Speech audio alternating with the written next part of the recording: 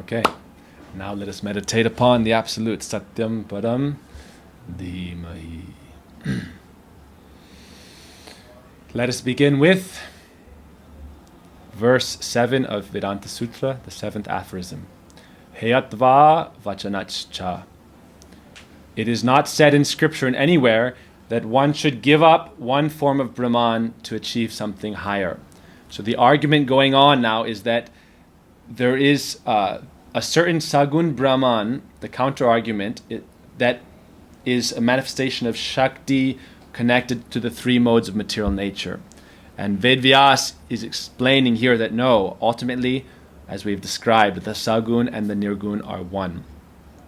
So he's saying that nowhere in the scriptures is this described, because the argument is that the Nirgun is ultimately indescribable, is beyond comprehension.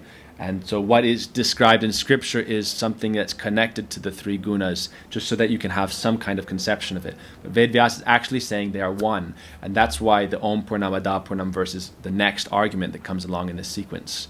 So first now, Heyatva Vachanachcha, he is making the point, and he gives scriptural references for this, that it's nowhere said that, okay, worship this kind of lesser Brahman, and then at a certain point you will reject it and enter something higher. So along with that sutra comes the verse we learned before Om Purnamadam, which is referenced by Baladev Vijayabhushan, which is the Srimad Bhagavatam 10.88.5, which we can recite together. Harihi nirguna shakshat purusha prakriti para sa sarvadrig upadrasta tam bhajam nirguno bhavet. So Hari is Nirguna Shakshat. He is directly Shakshat, the Nirguna Parabrahman. So this is a very important point, because ultimately what the Advaitavadis and Mayavadis are saying, because Vedanta is establishing ultimately the theistic conception of the Absolute and the reality of Bhakti and the Bhakta. The three eternal substances is the Lord, the devotee, and Bhakti, devotion. Or you can say the lover, the beloved, and love itself.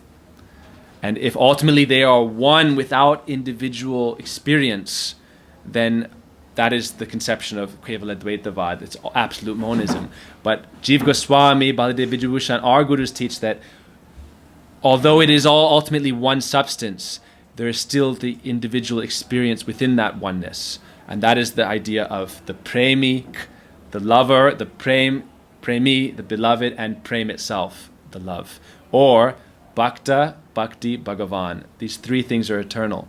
So that is being established here, that when the scriptures describe that Hari is the supreme Lord that one should worship, what the Mayavadis say that at a certain point you should reject that and merge into the impersonal absolute light itself.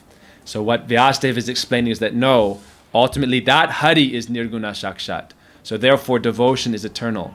And we mentioned that story where Gurudev talks about it, saying the Mayavadis, they use Krishna's murti, even they worship the form of Krishna, the Sachidananda Roop, form of Krishna, in order to focus their mind on something. But later they said you should reject it. And Gurudev gives the example of using someone's help, like a crutch, but then rejecting it and throwing it aside. So in this verse, in the Bhagavad, it says, no, Hari, who has transcendental qualities, who has transcendental form, who has transcendental qualities, he is Nirguna Shakshat, the original Nirgun. And then the next line says he is Purusha.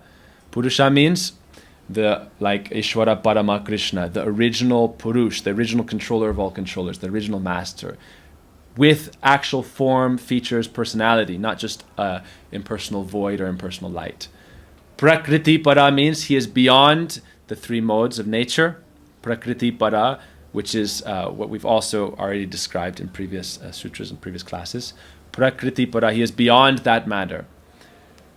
Sa Sarvadrig, he is the overseer, Upadrasta, and he sees everything. How is it possible that he sees everything? Because it is all part of his being. Because ultimately the Param Vastu, Vastava Vastu, the original absolute truth, is Advaya Gyan Paratattva. It is the non-dual substance. But part of that non-duality substance is that we also have the infinitesimal consciousness in relation to the infinite consciousness. Since he is the infinite overseer of all consciousness, he can also witness all activities. It's described in the Bhagavad Gita that there's Kshetragya, the knower of the field. And you could use that in quantum fields or whatever, however. But the jiva is the knower of the field of our limited experience. So I know my body. If someone punches me, I feel that. The soul is experiencing that. Gurudev says the soul experiences pain. The body itself is inert. It doesn't experience it. The soul experiences it. So I know this field of my body. Krishna, because he is the overseer of everything, means everything is part of his field, Kshetra. Because he is everything. Everything is part of him. That's why when Krishna was told to open his mouth to see if he had dirt inside his mouth, he said, what do you mean dirt? Did you eat clay? Well, yes, I am, Krishna says in the Bhagavad Gita, Kalosmi lokakshaya krit pravriddho, time I am. Everything is within me, everything is coming from me, everything is emanating from me, everything is entering into me. Janmad yasya yataha. So Yashoda Mata, she's saying, oh Krishna, the Sakas are saying you ate dirt. Krishna's thinking, what do you mean? I am everything.